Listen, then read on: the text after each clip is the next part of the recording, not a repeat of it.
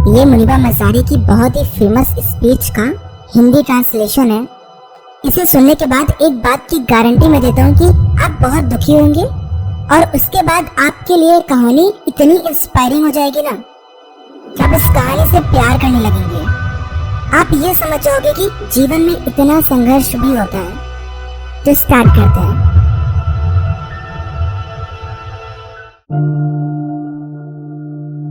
सब मेरी डिसेबिलिटी देखते हैं, मैं अपनी एबिलिटी देखती हूँ। सब मुझे डिसेबल्ड बोलते हैं, मैं खुद को डिफरेंटली एबल्ड बोलती हूँ। आपके जीवन में कुछ दुर्घटनाएं होती हैं और वो घटनाएं आपको तोड़ती हैं, परेशान करती हैं, पर वो आपको बेस्ट बना देती हैं। और यही सेम चीज मेरे साथ भी हुई। मैं 18 साल की थी जब मेरी शादी हो गई। मेरे पिताजी चाहते थे कि मेरी शादी हो जाए और मैंने उस वक्त यही कहा कि अगर इससे आपको खुशी मिलती है तो मैं ये करूंगी। और हाँ, ये कभी भी एक हैप्पी मैरिज नहीं थी। शादी के लगभग 2 साल बाद ही मेरा कार एक्सीडेंट हो गया। किसी वजह से मेरे पति को नींद आ गई और कार गड्ढे में जा गिरी।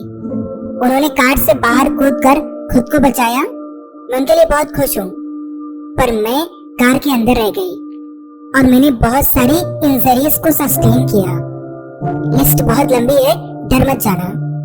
मेरी कलाई फ्रैक्चर थी, कंधे की हड्डी और कॉलर बोन फ्रैक्चर थी। मेरा पूरा रिब केस फ्रैक्चर था और रिब केस की इंजरी की वजह से मेरे लंग्स और लीवर भी बुरी तरह इंजर्ड थे। मैं सांस नहीं ले पा रही थी। मैंने अपना यूरिनल बावल कंट्रोल खो दिया था, इसीलिए मुझे बैग पहनना पड़ता है जहां भी मैं जाती हूँ। मेरी बैकबोन्स की 3 वर्टिब्रा पूरी तरह से टूट चुकी थी और मैं अपने बचे हुए जीवन भर पैरालाइज्ड रहने वाली थी। मैं उसके बाद एक हॉस्पिटल पहुंची जहां मैं लगभग 2.5 महीने रही। मेरी कई सारी सर्जरीज हुई। एक दिन डॉक्टर मेरे पास आए और उन्होंने कहा, मैंने सुना है कि तुम एक आर्टिस्ट बनना चाहती थी, पर तुम एक हाउसवाइफ बन गई थी। मेरे पास तुम्हारे लिए एक बुरी खबर है, तुम दोबारा पेंट नहीं कर सकोगी क्योंकि तुम्हारी रिस्ट और आर्म पूरी तरह से डिफॉर्म हो चुकी है और तुम कभी भी पेन नहीं पकड़ सकोगी। अगले दिन डॉक्टर फिर आए और मुझसे कहा, तुम्हारी रीढ़ की हड्डी की इंजरी बहुत बुरी है, तुम कभी भी दोबारा चल नहीं सकोगी क्योंकि तुम्हें स्पाइन इंजरी है और तुम्हारे बैक में फिक्सेशन है। तुम कभी भी किसी बच्चे को जन्म नहीं दे पाओगी। उस दिन मैं बर्बाद हो गई। मैंने अपनी माँ से पूछा, नहीं क्यों? और तब से मैंने अपनी वजूद पर क्वेश्चन करना शुरू कर दिया कि मैं जिंदा ही क्यों हूँ।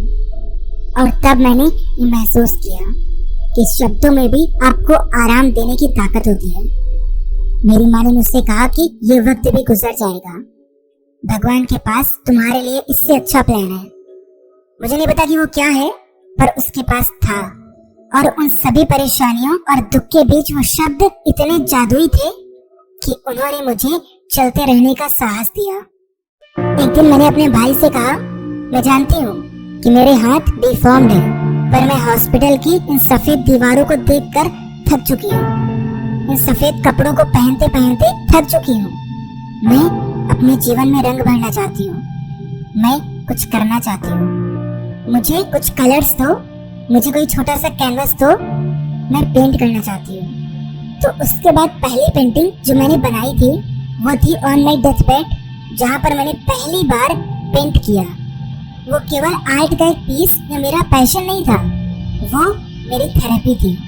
और उसके बाद मैं डिस्चार्ज हुई और मैं घर वापस गई। और जब मैं घर गई तो मैंने रियलाइज किया कि मेरे पीछे शरीर में कई सारे अल्सर्स हो गए हैं और मैं बैठ भी नहीं सकती थी। मेरे पूरे शरीर में कई सारे इन्फेक्शंस थे, कई सारी एलर्जीज थी। तो डॉक्टर्स चाहते थे कि मैं बेड पर सीधा सीधा लेटूं। 6 महीने के लिए नहीं, 1 साल के लिए भी नहीं, 2 साल के लिए मैं बेड पर लेटी रही, उसी एक कमरे में बंद, खिड़की से बाहर देखते हुए, चिड़ियों की आवाज को सुनते हुए और ये सोचते हुए कि एक दिन ऐसा वक्त आएगा जब मैं बाहर जाऊंगी, अपने परिवार के साथ और मौज मस्ती करूंगी। ये वो वक्त था जब मैंने रियलाइज किया कि लोग कितने किस्मत वाले होते हैं। उस समय ये मैंने महसूस किया कि जब मैं बैठना शुरू कर दूंगी मैं इस दर्द को सबको बताऊंगी, उन्हें ये महसूस कराने के लिए कि वो कितने किस्मत वाले हैं और वो खुद को लकी मानते ही नहीं है। उस दिन मैंने डिसाइड किया कि मैं अपने डर से लड़ने वाली हूँ। हम सभी के अंदर डर होते हैं, अनजाना डर, लोगों को खोने का डर, स्वास्थ्य, पैसा खोने का डर। हम अपने करियर में आगे बढ़ना चाहते हैं, हम प्रसिद्ध होना चाहते हैं, हम और पैसा चाहते हैं। हम हर वक्त डरे होते हैं। तो मैंने लिखना शुरू किया, एक एक करके उन सभी डर को, और मैंने डिसाइड किया कि मैं इन सभी डर से बाहर निकल कर आऊंगी। आपको पता है मेरा सबसे बड़ा डर कौन सा था? डिवोर्स। मैं उस इंसान के पीछे पड़ी थी जो मेरे साथ रहना भी नहीं चाहता था, पर मैंने कहा कि नहीं, मुझे इस रिश्ते को चलाना होगा। पर वो दिन जब मैंने ये डिसाइड किया कि ये केवल मेरा डर है और कुछ नहीं, मैंने खुद को अकेला कर लिया, उसे फ्री कर दिया, और मैंने खुद को इमोशनली इतना स्ट्रांग बना लिया कि वो दिन जब मैंने ये न्यूज़ पाई कि वो शादी कर रहा है, मैंने उसे एक मैसेज किया कि मैं तुम्हारे लिए बहुत खुश हूँ और आगे जीवन के लिए ऑल द बेस्ट। और वो जानता है कि मैं आज भी उसके लिए दुआएं मांगती हूँ। दूसरा डर था कि मैं कभी माँ नहीं बन सकूंगी, और ये मेरे लिए बहुत दुख भरा था। फिर मैंने ये सोचा कि दुनिया में कितने सारे बच्चे हैं, उन्हें बस चाहिए तो कोई स्वीकार करने वाला, तो रोने का कोई मतलब ही नहीं है, जाओ और किसी एक को गोद ले लो। और मैंने यही किया। लोग सोचते हैं कि उन्हें कोई और स्वीकार ही नहीं करेगा, क्योंकि हम इम्परफेक्ट पीपल्स के संसार में इम्परफेक्ट हैं। तो मैंने डिसाइड किया कि इसकी जागरूकता के लिए एनजीओ खोलने के बजाय, जो मुझे बताए किसी की हेल्प नहीं करेगा, मैं लोगों के सामने ज्यादा आने लगी। मैंने पेंट करना शुरू किया। मैंने निश्चय किया कि मैं पाकिस्तान नेशनल टीवी में एज एन एंकर काम करूंगी, और मैं कई सारे शोज कर रही हूँ। पिछले 3 सालों से मैं नेशनल गुडविल एम्बेसडर बन गई UN वुमेन पाकिस्तान के लिए, और अब मैं महिलाओं बच्चों के अधिकार के लिए बोलती हूँ। हम इंक्लूजन, डाइवर्सिटी, जेंडर इक्वालिटी के बारे में बात करते हैं, जो कि जरूरी है। जब भी मैं लोगों के बीच जाती हूँ मैं बहुत हंसती हूँ, मेरे चेहरे पे हमेशा एक बड़ी सी स्माइल रहती है, और लोग मुझसे पूछते हैं कि तुम्हें हर वक्त हंसते हंसते थक नहीं जाती हो, इसका रहस्य क्या है? मैं हमेशा एक बात कहती हूँ, मैंने उन चीजों के बारे में सोचना बंद कर दिया है जो मैं खो चुकी हूँ।